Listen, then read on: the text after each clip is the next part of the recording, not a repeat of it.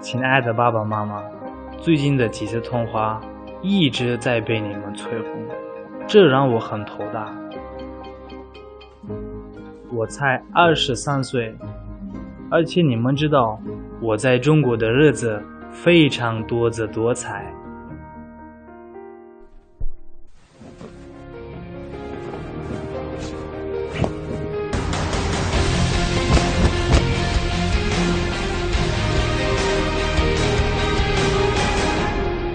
更重要的是，我还要在中国实现我的梦想。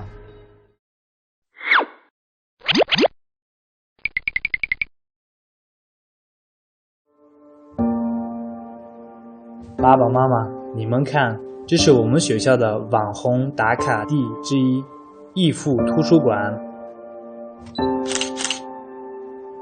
还有月亮湖、羽毛球馆。你们能想象吗？这些精美的艺术品在北京，在中国并不少见。我还记得很小的时候，我就被家附近的首都图书馆吸引，除了里面的藏书外，我更惊艳于它的建筑风格。后来我才知道那是中国政府为我们援建的，包括不久刚刚新建而成的自由塔。中国基建不仅让我们惊叹于它的完工速度，更惊艳于它美轮美奂的造型。这也是我从高中起就决定来中国求学的原因。嵌在山里的重庆建筑，浮在水上的苗家吊脚楼。同学们，今天我们来讲大型复杂建筑结构设计理论与技术。大家熟悉的北京大型国际机场就是典型的代表之一。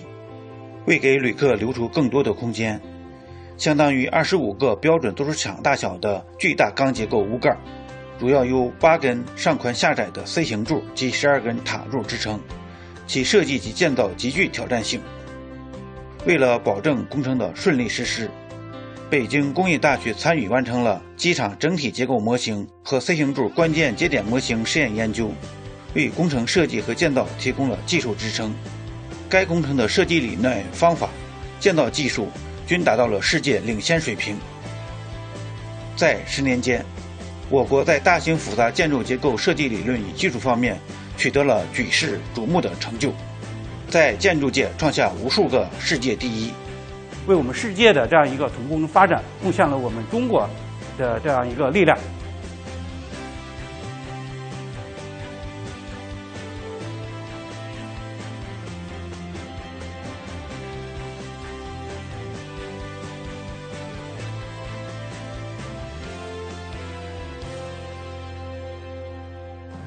极简狂魔，不过我喜欢。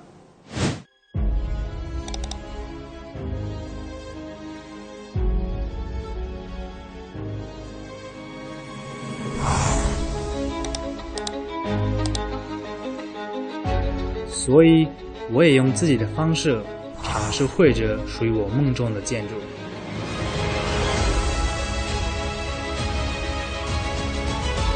也希望这些设计有一天能够在我们国家应用。